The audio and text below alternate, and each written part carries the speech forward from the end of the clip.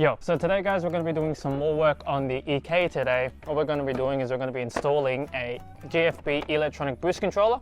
What this is going to help us do is we're going to help us regulate our boost, control it a lot more better and see if we can get some more power out of our turbo. Come with me through the install. We'll be ripping out my old boost tee as well. So let's get to it.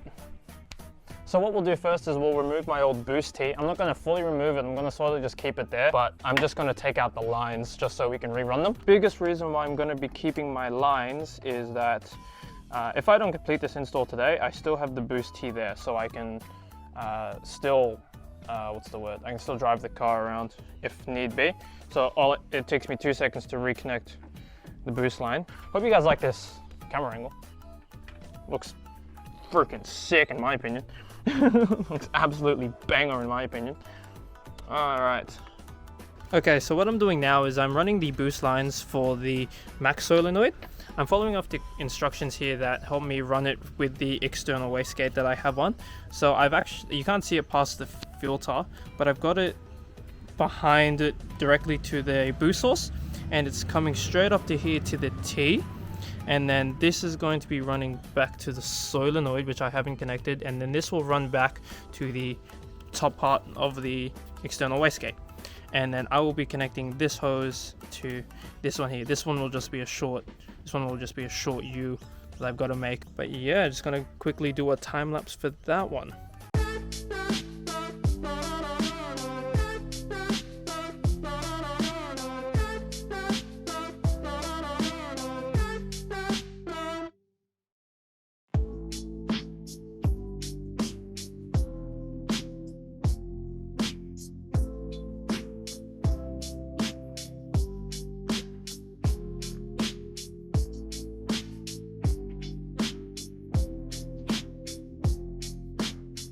Okay, so I've connected all of the boost lines to the max solenoid.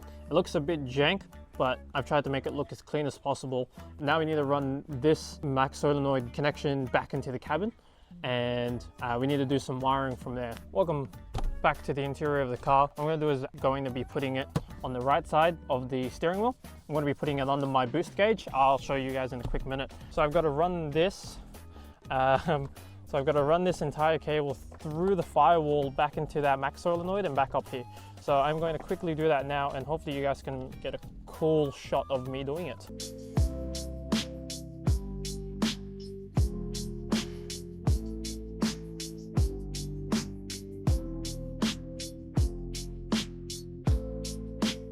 Here's the placement of the boost controller.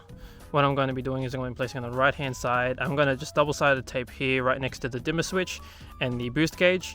I can be looking at the boost gauge while I'm driving, and then at the end of the pool I can see what I actually hit as this records it. I also got all my buttons and everything. What I'm going to do now is I'm going to clean up some wires and wire it in, and then we'll start the car.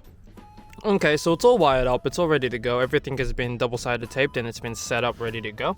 I'll just run you through the wiring. Excuse the mess, it's a bit of a cluster. So this is just some extra cable that I've cleaned up that came with the boost controller.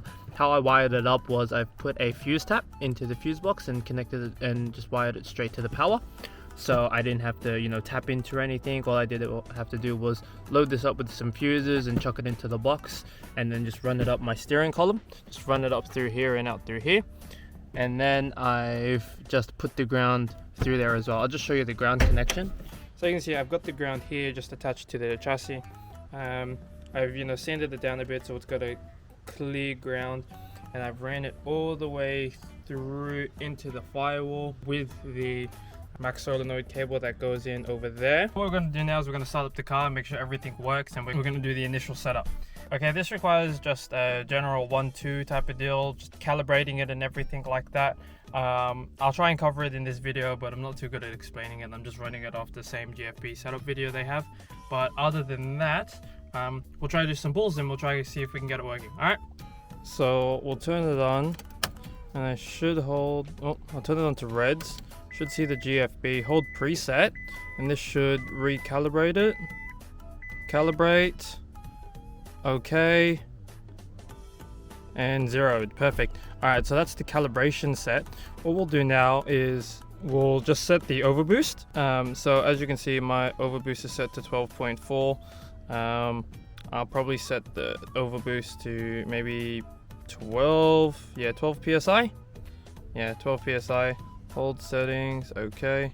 And then I'll set the duty cycle to 10, so that's stock standard. And peak boost on, yep. Display, display's already in PSI, so we hold settings and save.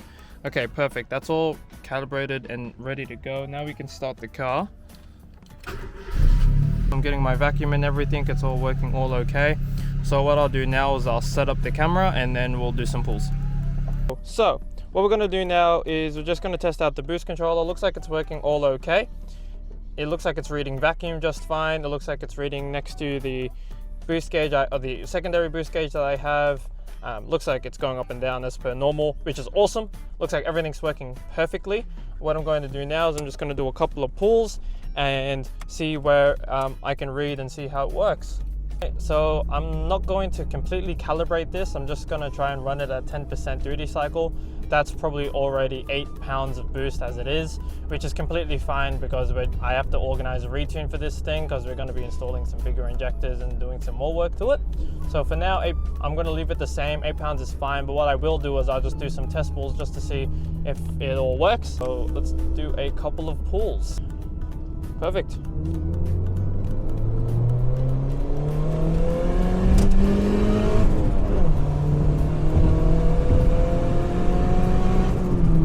What's that, 8 pounds? 8 pounds of boost, I'm happy. Looks like one pull is all it needed. Sick, sick, sick. So I'll probably pull up now and I'll probably do the outro. But cool, awesome.